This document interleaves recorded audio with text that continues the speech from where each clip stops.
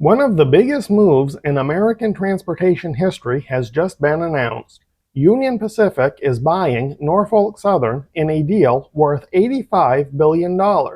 They're calling it a merger. But let's be honest, this is one company taking over another. If approved, it would create what they're touting as the first coast-to-coast rail network in U.S. history. But if you've been around long enough, you already know what most people are thinking. Fewer choices, worse service, and higher costs dressed up as efficiency. On the surface, they promise faster coast-to-coast transit times, fewer rail interchanges, and a smoother supply chain. But let's be real. What are the chances that actually happens? Shippers have heard this song before. What you usually get is less competition, higher rates, and service headaches while two massive companies try to mash themselves together. Here's how it's structured.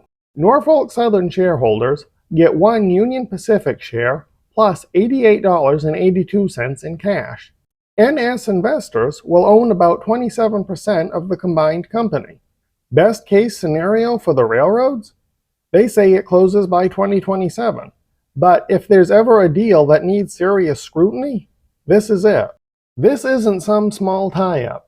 We're talking about two Class 1 railroads with 50,000 miles of combined track across 43 states. Critics, and a lot of you listening right now, are already worried this means less competition, worse service, and higher costs.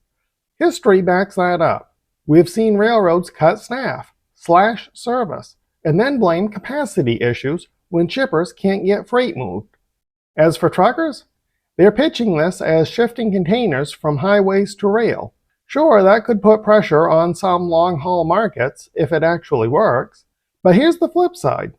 If rail service dips during this takeover, and history says it will, truckers could be in the perfect spot to pick up the slack.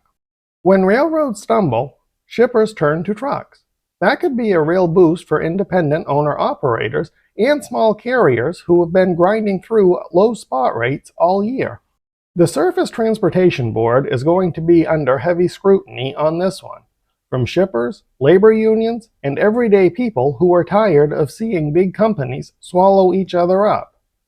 If history is any guide, expect service problems, long regulatory fights, and plenty of frustration before any so-called benefits ever show up, if they ever do. So here's the bottom line. On paper, it's the biggest rail merger in U.S. history. In reality, it's an acquisition that could reshape rail, and maybe even trucking, for years to come. We'll keep tracking it right here on GCR. I'm Adam Dennis. Thanks for listening to Main Street Static.